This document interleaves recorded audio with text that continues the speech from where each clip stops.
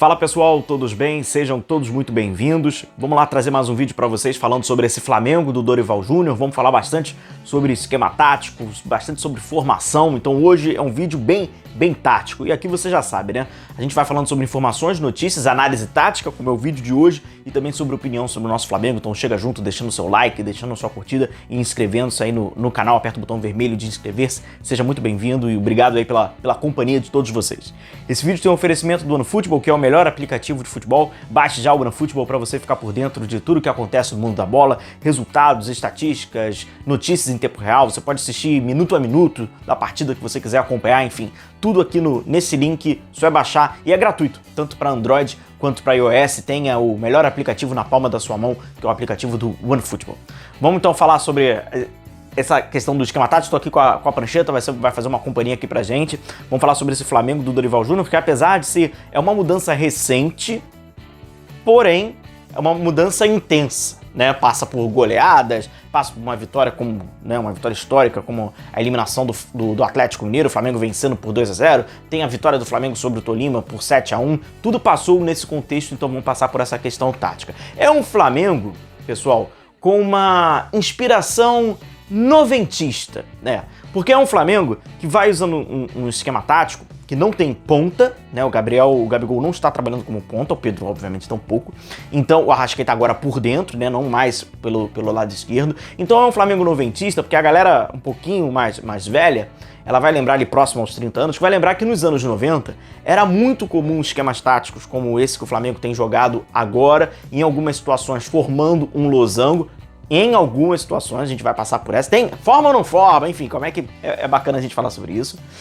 Então, por exemplo, vamos lá. O Brasil, em 98, com o César Sampaio, Dunga, Leonardo e Rivaldo.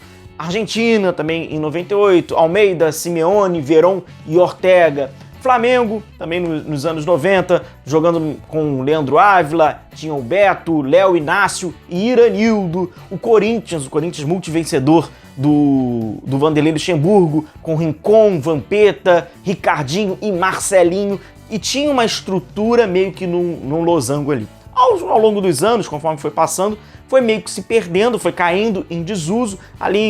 Próximo ali ao iníciozinho do novo milênio, nos anos 2000, o próprio Cruzeiro, do também Vanderlei Luxemburgo, que gostava de utilizar esse esquema tático, chega a ser campeão, né, em 2003 e tal, mas foi caindo em desuso, foi ganhando novas formas, os pontas retornaram e aí muito dos esquemas táticos acabaram se baseando num 4-2-3-1, com mais um 4-3-3, com dois jogadores bem abertos. Enfim, foi muito raro depois um time acabar trabalhando nessa forma desse losango. Flamengo 2009 teve, com o Andrade, que tem uma inspiração, né, mais do que noventista, né, mais para trás ainda, com um homem... Era o Petkovic, na frente o Zé Roberto, com o Adriano, e ali os três jogadores do meio campo, um mais na frente da defesa, um na direita, né, enfim... Teve ao longo, mas caiu em desuso. Fato que caiu em desuso. E o Dorival Júnior, com esse Flamengo, vai meio que resgatando isso, né? É um Flamengo que trabalha com o Thiago Maia na frente da defesa. No lado direito, a gente pode botar um volante meio campo pelo lado direito, é o Everton Ribeiro. No lado esquerdo, na mesma paralela, é o João Gomes. À frente é um Arrascaeta, então acaba formando ali um losango. E na dupla de ataque, Gabigol e Pedro. Então é bem parecido. Vamos pegar aqui a prancheta e a gente vai falar bastante sobre esse esquema, que é um 4-3-3, mas acabou ganhando uma nova variação, né? Terminologias, leitura de esquema tático, como um 4-3-1-2. Pode ser que há 20 anos atrás falássemos de um 4-4-2. Mas hoje, né, tá mais dissecado ainda mais, então seria de fato um 4-3-1-2, mas tem a variação do 4-3-3 e a gente vai entender como e por quê. Então vamos lá, é esse esquema do Flamengo, né, que vai concentrando bastante por dentro. Quem tem a responsabilidade de atacar os corredores, né, laterais, de fato, são os laterais. Então quando o Flamengo ataca pelo lado direito, quem tem essa responsabilidade é o lateral direito, e quem ataca pelo lado esquerdo, quem tem essa responsabilidade é o lado esquerdo. Uma coisa que o Dorival tem feito, e aí fica bem claro, tem essa organização, né, essa formação tática, mas logicamente que a individualidade de cada jogador, ela acaba interferindo na forma, né, que o coletivo constrói. Como, por exemplo, o Felipe Luiz não é um lateral de descida, não é o Atirson, por exemplo. para fazer a descida pelo lado esquerdo. O Rodinei não é o Maurinho, eu não sei se isso aqui é um elogio ou se é bom, mas enfim, não é o Pimentel, mas ele desce aqui, talvez até seja bom. Mas nesse caso do Filipe Luís, por ele não ter essa característica, então o Flamengo, do lado esquerdo, ele fica é um Flamengo mais rígido, é um Flamengo mais burocrático às descidas ofensivas. E a gente entende pela característica dos jogadores que estão concentrados no mesmo setor. Quando a gente fala pelo lado direito, a gente tem o Rodinei, que tem essa ultrapassagem, a gente tem o Everton Ribeiro, que não é um jogador de ultrapassagem, mas é um jogador que abre espaço para ter essa ultrapassagem, e pelo lado direito também tem o Gabigol. O Gabigol, que é um atacante de muita mobilidade. Por diversas vezes, quando o Rodinei vai até a linha de fundo, o Gabigol entra na área, o Gabigol faz o facão, o Gabigol puxava o Arana, tirava. O Gabigol já faz isso, né? Já é rotineiro dele, essas movimentações de diagonal, é um cara de muita movimentação. Pelo lado esquerdo, fica até mais rígido. Ele é espelhado, o esquema tático do Flamengo ele é espelhado. O lado esquerdo e o lado direito, eles são iguais, eles são absolutamente iguais, geométricos, inclusive.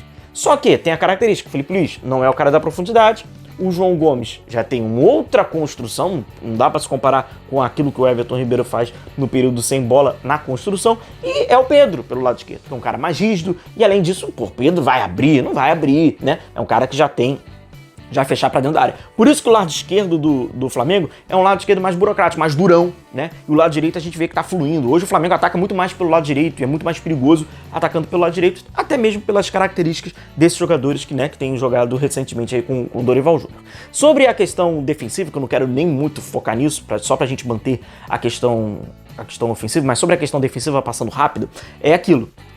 Mantém esse 4-3-3, né? Esse 4-3-1-2. A única diferença é que, ou vocês escolhem, ou o Thiago Maia dá uma passada para frente, o Arrascaeta dá uma passada para frente, ou, se vocês preferirem, o João Gomes e o Everton Ribeiro dão uma passada para trás, e o Pedro e o Gabigol dão uma passada para trás, porque eles ficam em linha, né? É quando o Flamengo marca no 4-3-3, repito, não quero focar sobre isso, a gente vai falar sobre isso mais à frente, eu acredito que esse é o risco que o Dorival está querendo correr, para tentar confortar esses caras mais pra frente, para não exigir com que eles tenham movimentos tão pra trás, né, que eles tenham que tanto defender, então para trazer até uma forma de conforto, para ficar mais tranquilo para eles, ele tá sobrecarregando a galera de trás, então é um comprometimento que o time tem, ok, a organização tá sendo essa, mas vamos voltar a falar ofensivamente. E aí, ofensivamente, a mudança que foi, né, era necessária, o Dorival acabou enxergando, no início ele tentou de uma outra forma, ele trabalhava no 4-3-3 desta forma, ele chegando por dentro, né, com o Gabigol, com um homem um pouco mais de referência, Everton Ribeiro